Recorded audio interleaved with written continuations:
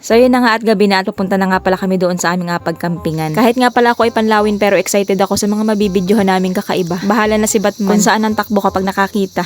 Mag-iihaw nga pala kami ng manok kaya naman ay kukuha nga kami ng kawayan na pagtutuhugan. Dini nga pala sa lugar namin kapag ganitong gabi na hindi na dapat kami nagtataga o di kaya nagamit ng mga martilyo at masama daw yun. Ay hindi naman pwedeng hindi gataga at kami nga ay gaihaw. Tayo ay gatabi na laang. Tabi pununo. Pagkatapos nga pala namin kumuha ng kawayan kukuha naman kami ng salanga na pagpapatungan baga nung iihawin namin. Nga pala nakakatuwa yung ginagamit namin flashlight gawa ng sobrang liwanag. Nasa yellow basket yan. Lagay ko yung link sa comment section. O diba nakapag-promote pa nga. Ang ganda niyang gamitin sa ganitong pagkakamping. Makikita mo talagang hindi mo dapat makita. Pero wala nga ako makita. May mga kaluskos lang ako naririnig. Pero nakakatuwa kasi sa flashlight na ito. Ang layo nung hayo ng liwanag niya. Dalawang kawayan pa yung pinakuha sa amin. Isa lang pala ang gagamitin. Alam niyo gusto ko talaga sa ganitong pagkakamping. Yung kami mismo ang manguhuli ng mga aulamin namin. Kung bagay bigas lang yung dadalhin namin. Pero mukhang hindi nga pwede yun sa amin. At gawa ng kakarating pala ang sa area na pagkakampingan. Mga gutom na agad.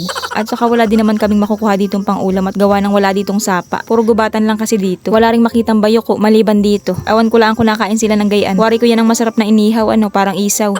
Siya nga pala guys, alam ko na maitatanong niyo kung bakit maliwanag kami. Kasi guys, ito yun. Medyo, hindi makalapitan, siguro mga 300 to 400 meters away, doon sa aming bahay, itong aming campsite. Kaya nakapaglagay kami ng isang bugbilya. So bali habang naghihintay nga pala kaming maluto yung mga niluluto namin, pinagkukwentuhan namin yung mga experience namin sa buhay, yung mga kagaguhan na ginawa namin ng mga bata pa kami. Ang sarap pag-usapan ng mga ganun topic, tapos may isang ipit na lambanog. Ay nako, swabe. Hindi ko lang trip sa ganyan kapag lasing na naga-English. Sarap sampigahin kapag gayon, hindi ko maintindihan eh. Oy, bakit parang nagagalit na naman at mananampiga? Mas okay pa yung nag-aiyak kapag lasing at naiintindihan ko yun at ako'y gayon din. Napakahusay naman na ring aso ni Miss Line at kami ang taga-ihaw, siya ang taga-lamon. Kapanlaw naman ito. Kabag nga. Mga kabag. Kabagin. Kita ang force. Jay mo yung talong, sunog na. A. Babayaan. B. Diyan na lang. C. Aray ko. Ay, kita ang singit mo sa sa video. Okay lang yan. Kasama yun. Sunog na rin yung singit.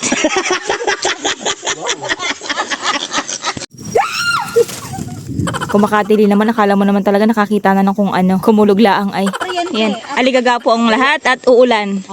Buti na lang kami may sisilungan. Ba yung Relax lang. Relax lang. kalma lang, malayo pa naman ang ulan. Ayun na, bumapatak na. Eh, pasuyo ka bebe ng tripod ko. Kaya mo pa? Ako na. Ito ay ano to? Daling ko? Sayang yan, kaya. Hotdog ang hotdog!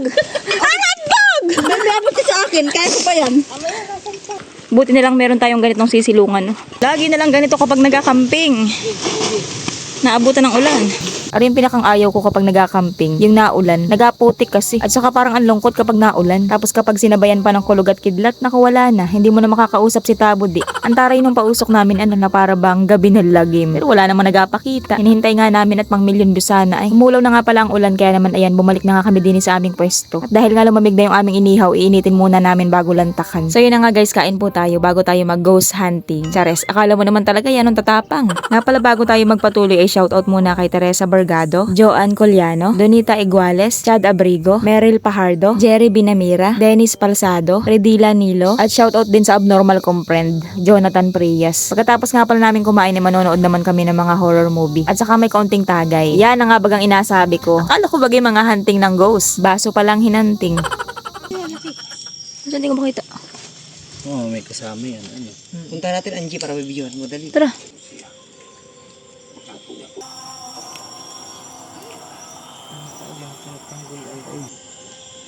Mga hunting kami.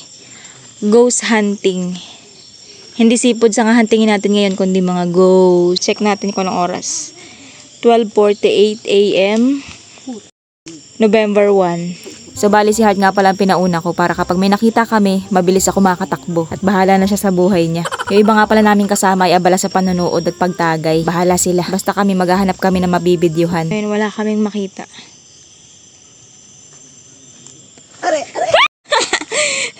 Ang gulat ko kay Heart Salon, akala ko na paano na. Nadulas lang pala. Patakbo na sana ako ay. Magulatin kasi talaga ako. Sabi ko nga sa kanya, kapag may nakita siya, ituro na laang niya. Huwag niya akong gugulatin. Baka kung saan ako mapunta. Guys, ang tagal namin naghintay pero wala kami na videohan. Nakakaibang nilalang. Maliban dito. Wow. Ay, wow. Uuwi na nga pala si Miss Line at saka si Miss Heart. Dito, kami na lang Ako matitira lang dito. uuwi. Ay, ikaw lang ba? Iwan si Madam at si Kuya Alf. Okay, sige, nabago na. Go. Isa-isahin nila kayo. Magdasal muna kayo. Yan ang sabi ni Mang Ben. Hindi nga pala kami naglagay ng tent kasi may tutulugan naman kami dito. Ay, ito. Panaboy sa mga masamang elemento. Ay. Ayun. Kakaiba yung amoy mo. Ilagay natin sa pausok. Sa bali nagdala nga pala ako ng taratara. Ito nga pala yung nilalagay sa mga pausok. Para pantaboy daw ito sa masasamang elemento. Sabi, o wag na kayo kumontra, vlog ko to. Pagkatapos ko nga pala maglagay ng pausok, o ayan ang gagawin, ay di matutulog na. Wari ko naman siguro ay makakatulog na ako ngayon. At arin tutulugan namin ay safe naman. May lock. Kapag kasi sa tent lang matutulog, parang hindi ako komportable. Para bagang bigla na lang may masalakay sa amin. Ganon yung pakiramdam ko. Kaya hindi ako natutulog. Para ready. Dini nga pala sa taas ng A-frame, pwede ka rin magtambay dito sa labas. Kasi meron sila ditong terrace. Kaso parang nakakapalaw naman magtambay dito at baka kung ano ang makita mo. Gusto mag-ghost hunting pero panlawin. Kuhanggol yarn. So yun na nga guys, good night at good morning. So yun na nga hanggang dito na lang ang aming katarantaduhan. Ghost hunting pang nalalaman, mga orog. So yun lang, bye.